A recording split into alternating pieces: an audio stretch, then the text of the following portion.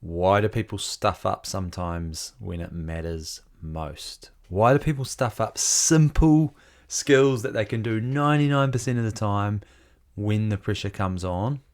That's what I'm going to talk about today, skill failure under pressure. So, why do we want to know about this? Why do we want to understand what is happening? Well, if you're a coach, obviously really important that you understand what your players might be going through when they're under pressure, so that can guide how you approach that and how you come up with ways to deal with that.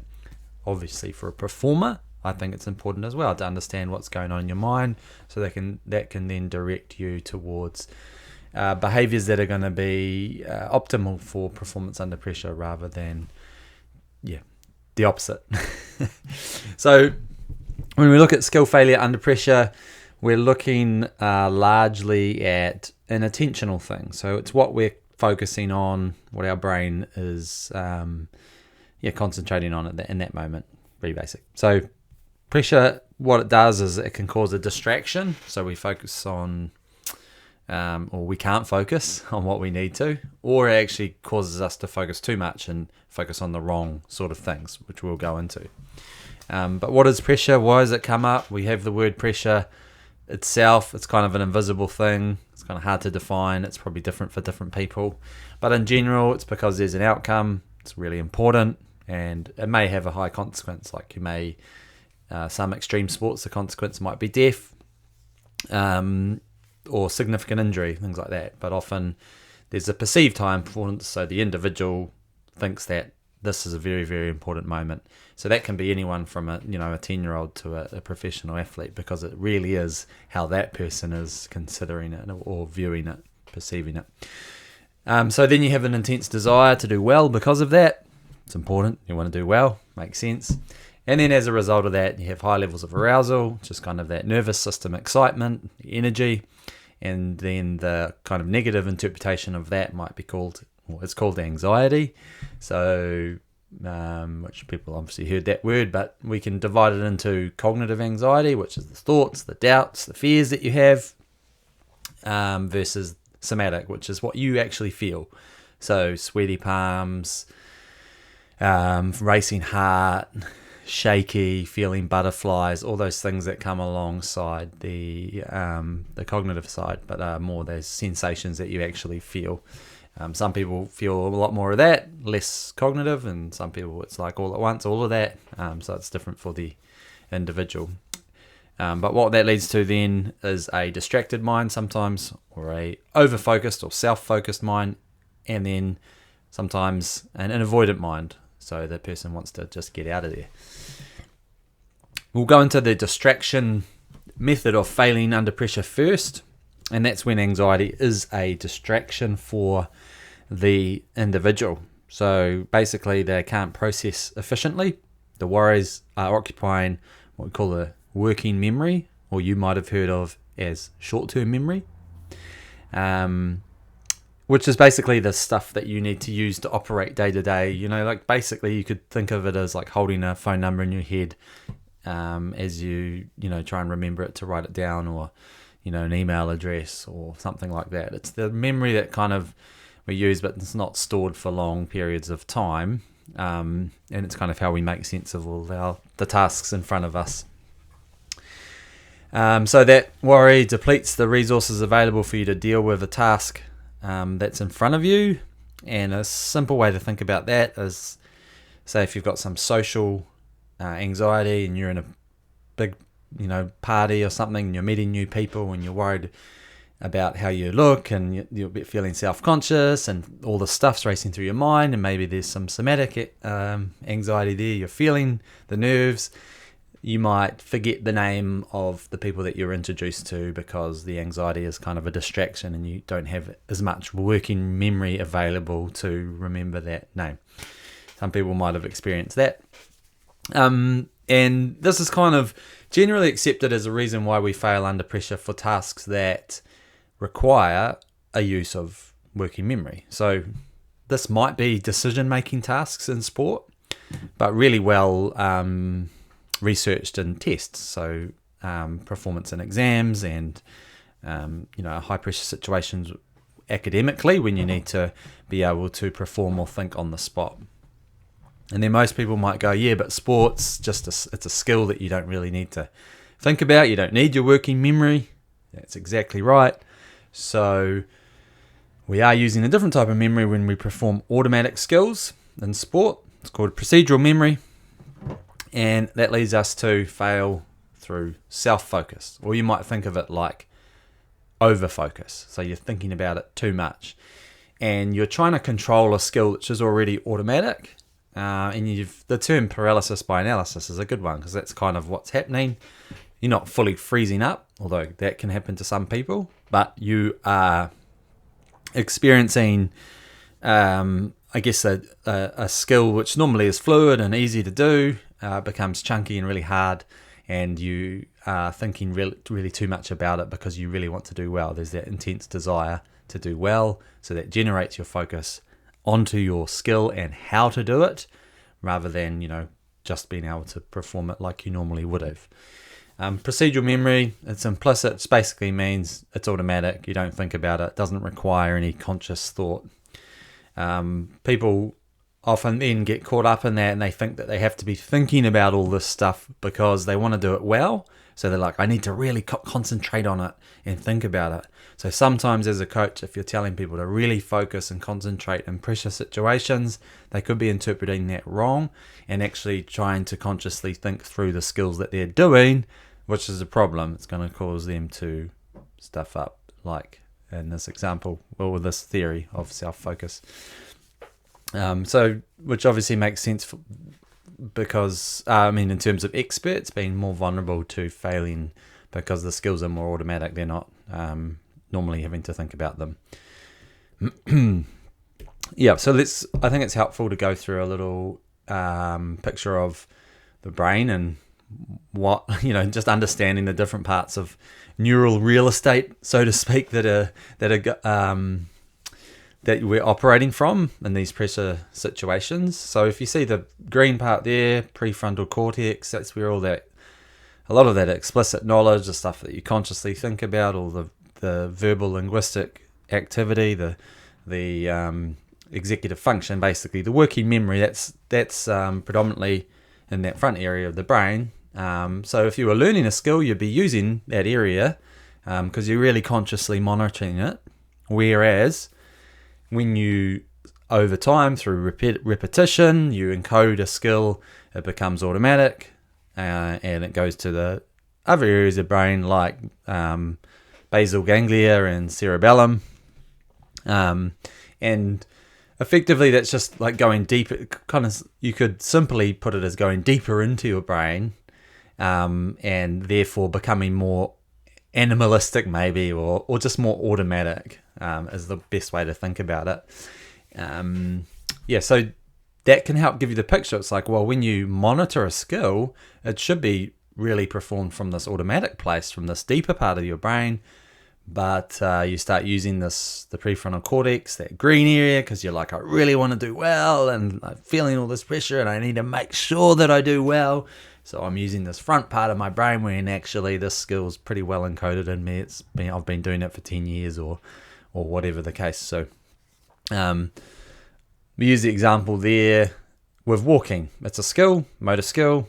You've done it your whole life since you were maybe 1.5, 2 years old, whatever it is. And you're pretty well skilled at it. Obviously, you don't need to think about it. But then cue that moment when someone starts focusing on your walking and you feel like your walking has been analysed. And I use the example because I think I've felt this before.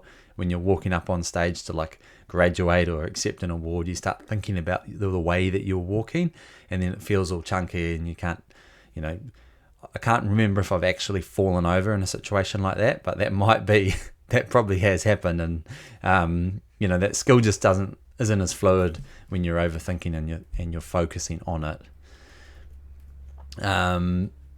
So yeah, that's an example there of walking. Another one for me, signing your name. I think this is a similar thing. So if you have to sign your name on like a passport or something like that, that's going to be there for 10 years, and you've got this brand new passport, and it's like all shiny and looks cool, and looks just got that new smell, and then you try and sign your name or you have to sign your name. And just, it's like, for me, I don't know. If others have experienced that. But or any other time you feel like someone's watching you do a signature, suddenly it's like, oh, I better do it well, and you've got focus on it, and you then focus on the mechanics or the how-to rather than just doing it. And then the last part I talked about an avoidant mind. I think this stuff's really interesting about how if we're motivated to avoid or get ourselves out of an uncomfortable situation, then that shows we're probably more likely to fail under pressure. There's some cool studies in penalty shootouts in football. Looked at a big sample of them over the years, and where they looked and how quickly they how quickly they prepared for their kick. And the ones that didn't look at the keeper, so they didn't want to make eye contact with the keeper, and they had a short or rushed preparation time, it correlated with misses. So might indicate that, hey, those people are kind of wanting to get out of the situation and avoid it as a way of coping. So get it over with, get through it, rather than going in an approaching the opportunities and the threats and stuff that's in front of you. They've sort of found similar in golf, and there's probably more studies out there. A lot of my research here was sort of 5 years ago, but a golf study where they qualitatively just asked players and coaches why you might have stuffed it up, and a lot of them report rushing the skill, and that could be as a result of get me out of here type of thinking, not being comfortable in that pressure situation.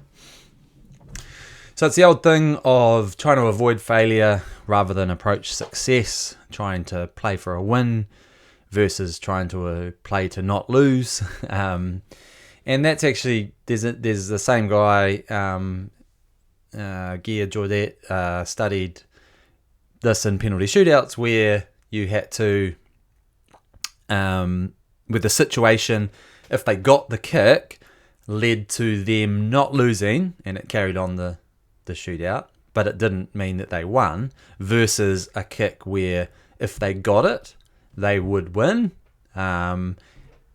Those kicks people were more likely to get the kicks when a successful result would result in a win for the team, and there was a correlation with losses with misses in terms of people who would only avoid losing if they got a successful kick, because that obviously can happen in certain situations depending on the number of penalties and things like that. Hopefully you explained that all right, but it makes sense. But I think all that's really interesting. What can we do?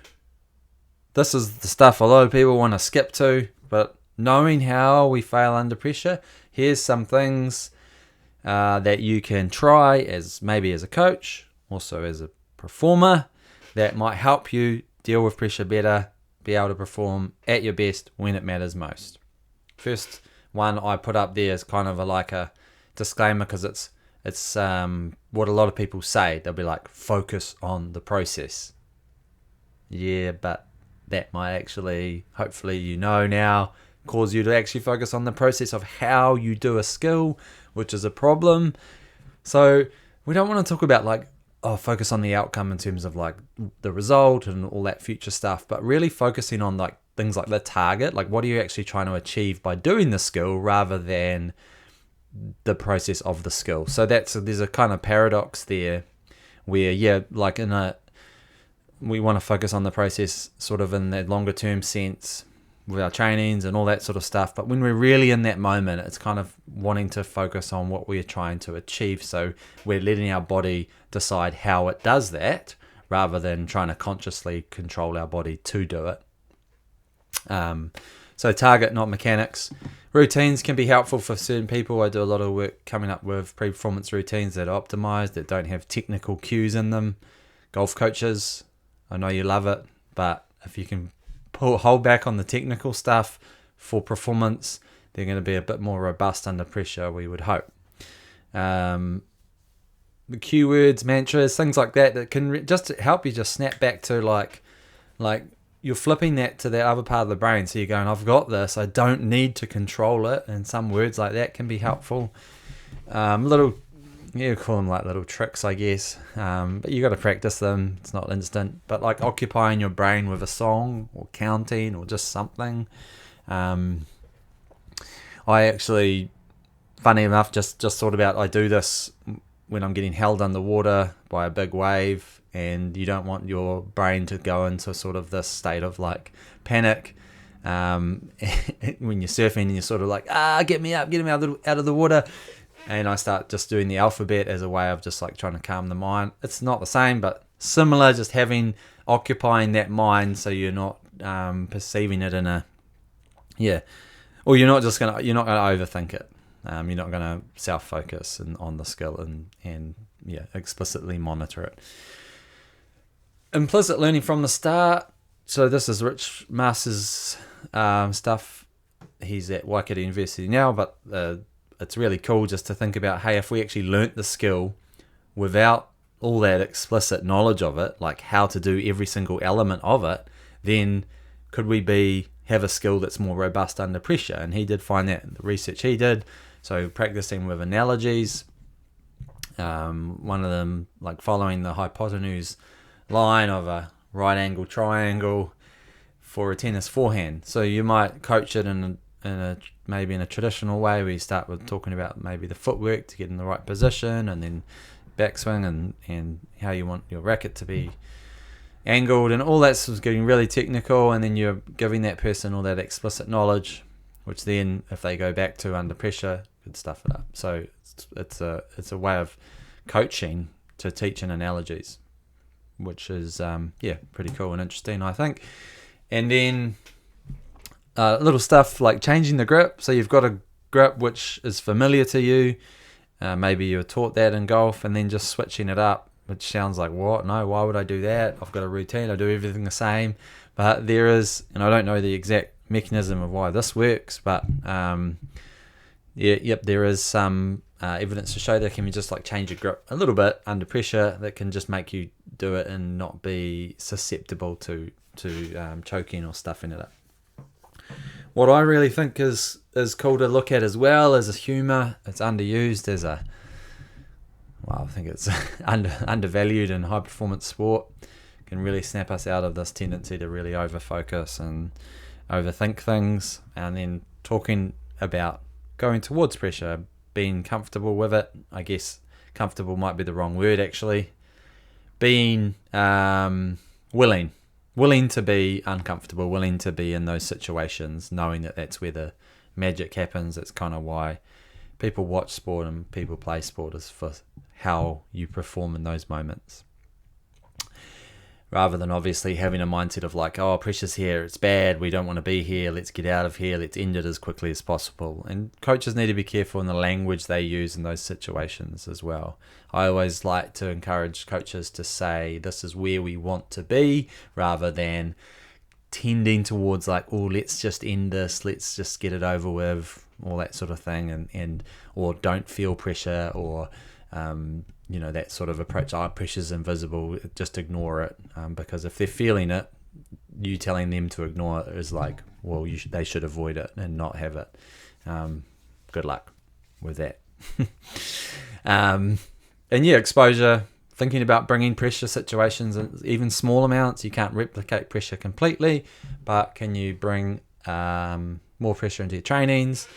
And just exposing your team to little amounts of pressure is going to help. Individuals as well, probably more so for individuals, but if you can expose them to small amounts of pressure, then they're going to get better at dealing even with larger amounts of pressure, because they're, I think, developing that mindset of approaching, or just being willing to experience it when they're there. So that is us. Hopefully I tried to be quick and keep it under 20 minutes. That is a little bit of an insight into why we fail under pressure and what we can do about it. If you've got any questions, let me know. I would love to chat. Cheers.